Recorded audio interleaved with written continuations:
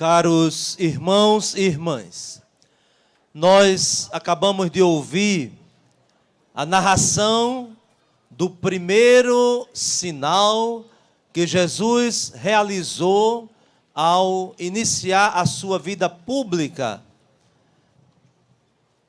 E o significado deste sinal nos ajuda a compreender, de fato, qual foi a missão de Jesus.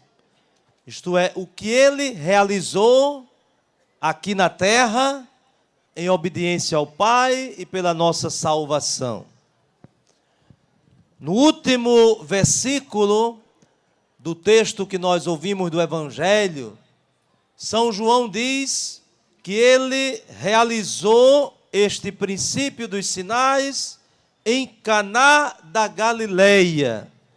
E quando nós ouvimos essa referência a Caná da Galileia, nós lembramos deste sinal, as bodas de Caná. Isto é, a festa de casamento. E por que será que Jesus inicia o seu ministério justamente nesta ocasião, a ocasião de um casamento? Se nós tivermos prestado bem atenção à primeira leitura de hoje, já vamos entender naturalmente a razão de Jesus ter iniciado a sua pregação, o seu ministério, numa festa de casamento.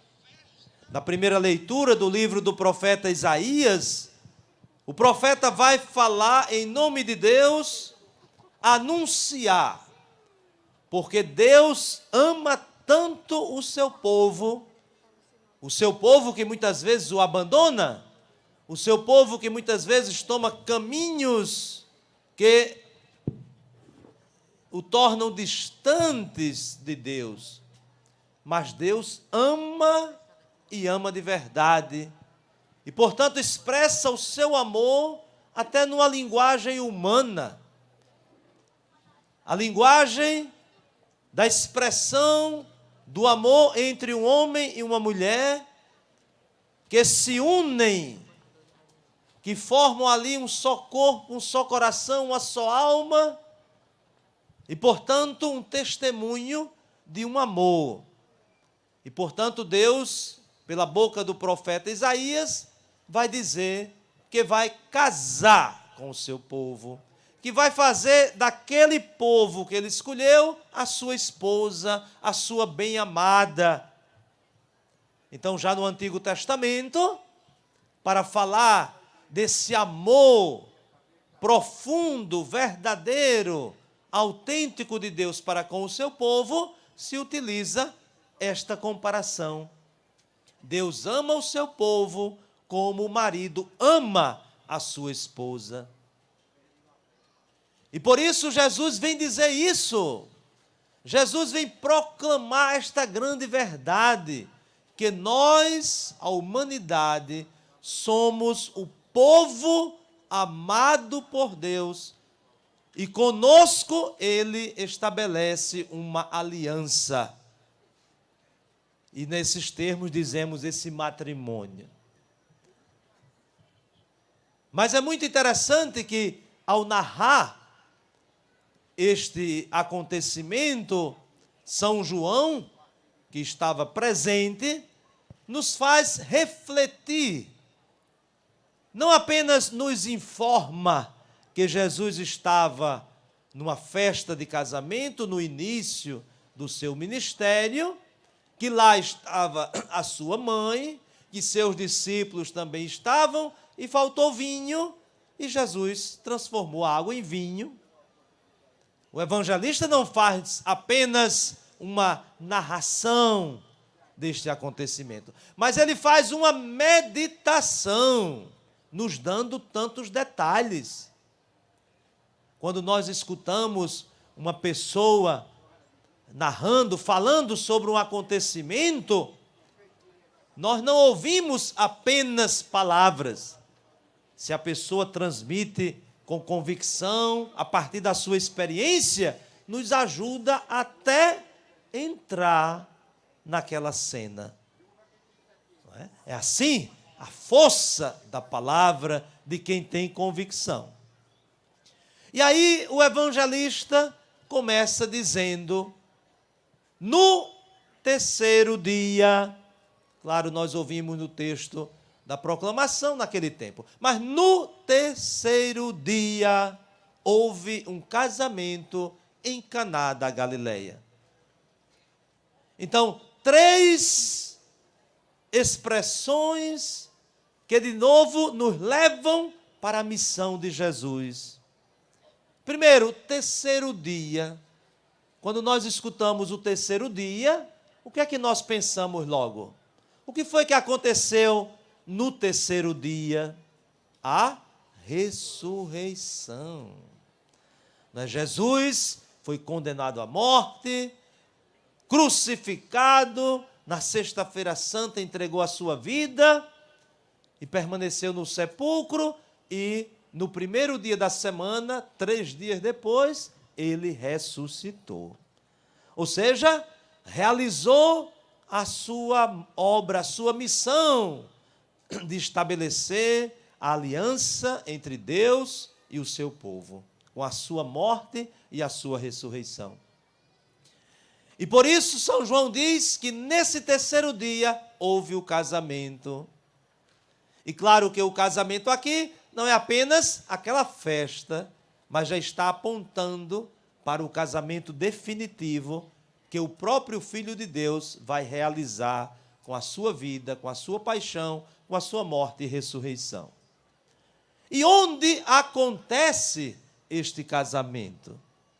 Numa cidadezinha, num lugarejo, até desconhecido, chamado Caná. Então não foi Jerusalém, a cidade tão conhecida, nenhuma outra cidade, não é, que no momento, naquele tempo, também tinha um certo peso, mas no lugarejo Caná da Galileia.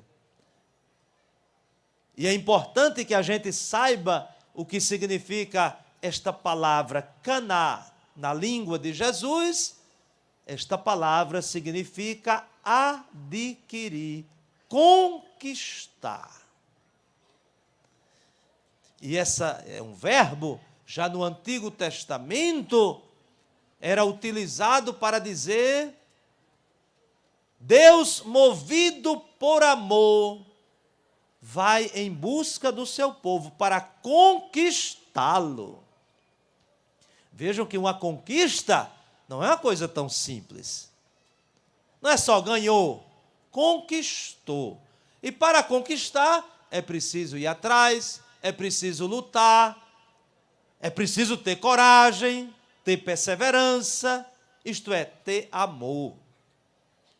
Se diante de tantas infidelidades, se diante de tantos pecados do povo ao longo da história, Deus desistisse, então não teria nos conquistado. Mas, pelo contrário, diante de tanta cabeça dura do seu povo, Deus tinha uma firmeza, o seu amor, e, portanto, ele não desistiu. Enviou profetas, enviou tanta gente para dizer isso ao povo, que Deus o amava, mas enviou o seu Filho. E é o seu Filho que, de fato, nos conquista. É o seu Filho que, dando a maior prova de amor, nos convence. E, portanto, é importante, não é, que essa aliança anunciada aconteça ali, naquela festa de casamento em Caná, porque é uma conquista que Deus realiza por causa do seu amor para o nosso bem. E é interessante que naquele momento que se diz que a festa estava acontecendo, ali os convidados que são nominados, Jesus, os teus discípulos e a sua mãe. Então a mãe de Jesus estava ali naquela festa de casamento. E o que significa essa presença da mãe de Jesus ali, quando ele vai iniciar a sua vida pública? Quando nós abrimos a Bíblia, não é? Lá no início de tudo, no livro do Gênesis, quando o ser humano desobedece a Deus, isto é, quebra, fere a primeira aliança. Quando Deus criou o ser humano, criou o homem e a mulher, estabeleceu com eles uma proximidade. E por isso os colocou no seu jardim. Ou seja, no melhor lugar. Mas ali eles desobedeceram. E como nos narra a Sagrada Escritura, a serpente, o símbolo do mal, enganou, confundiu a mulher convenceu o homem também de desobedecer, mas Deus não desistiu. Deus, diante dessa quebra da aliança, Deus vai fazer uma promessa e até vai dizer à serpente: vou colocar inimizade entre ti e a mulher, entre a tua descendência e a descendência dela, da qual sairá aquele que vai esmagar a tua cabeça. Isto é, vai destruir o mal, vai refazer a aliança, vai restabelecer esse matrimônio tão desejado pelo próprio Deus. Então a presença de Maria, da mãe de Jesus, naquele momento é muito significativa. É para dizer que aquela promessa de Deus vai se cumprir. Da descendência da mulher nascerá aquele que vai esmagar a cabeça do mal.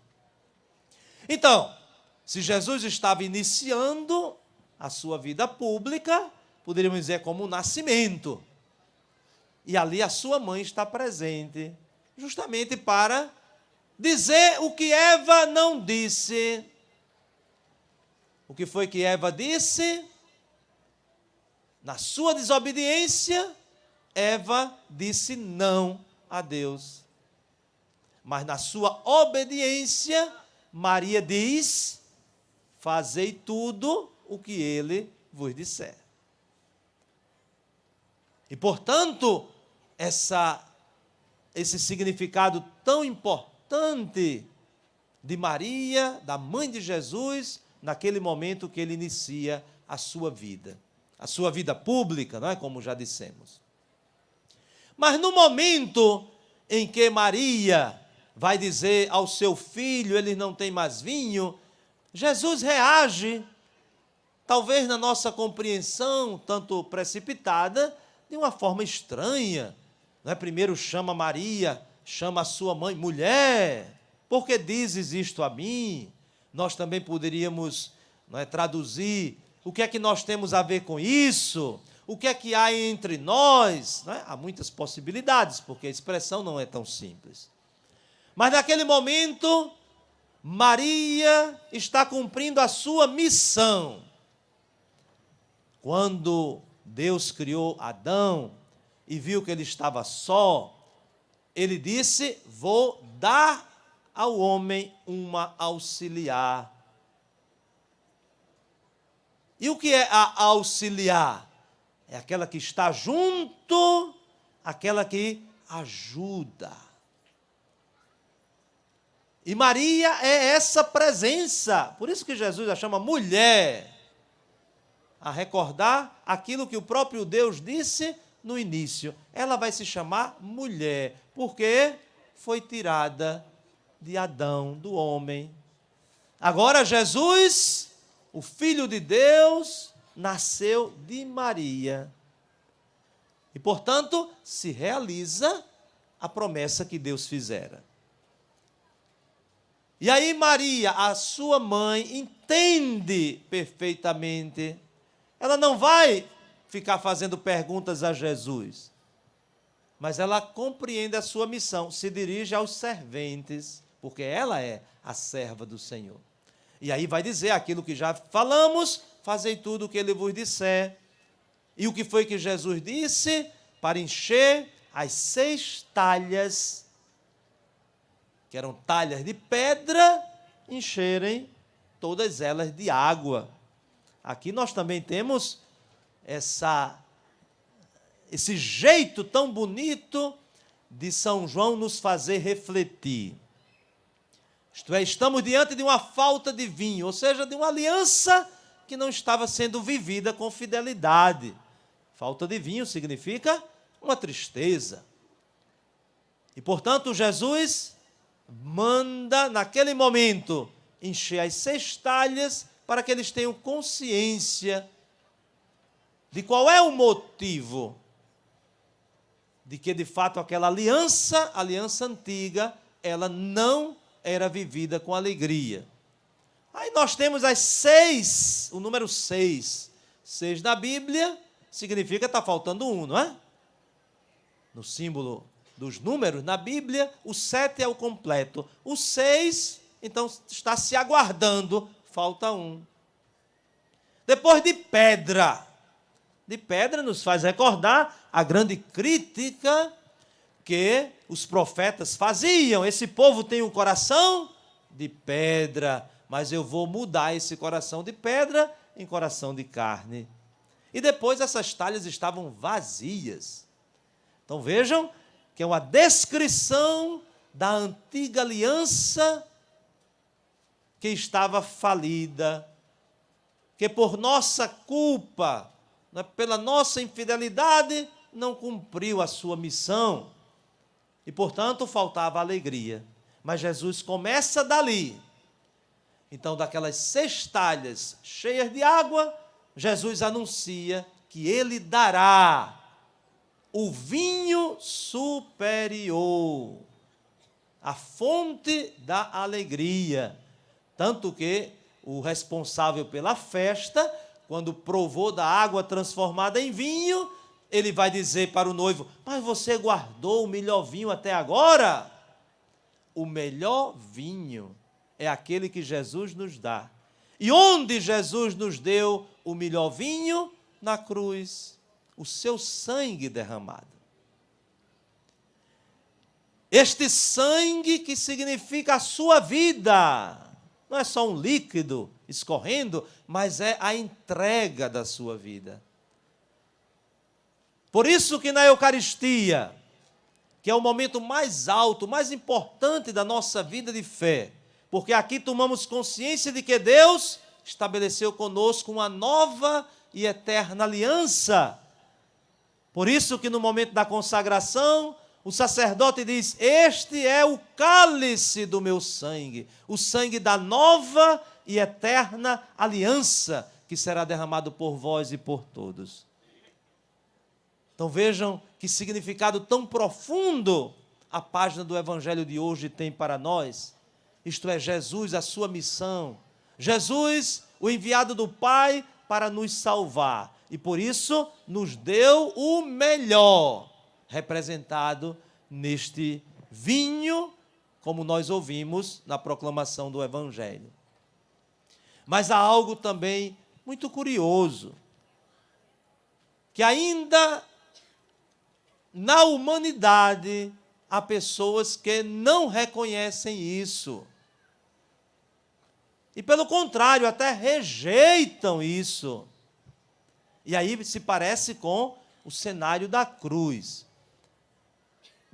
Todos nós recordamos certamente que quando Jesus estava naquele momento da entrega, da sua morte, Jesus diz: tenho sede.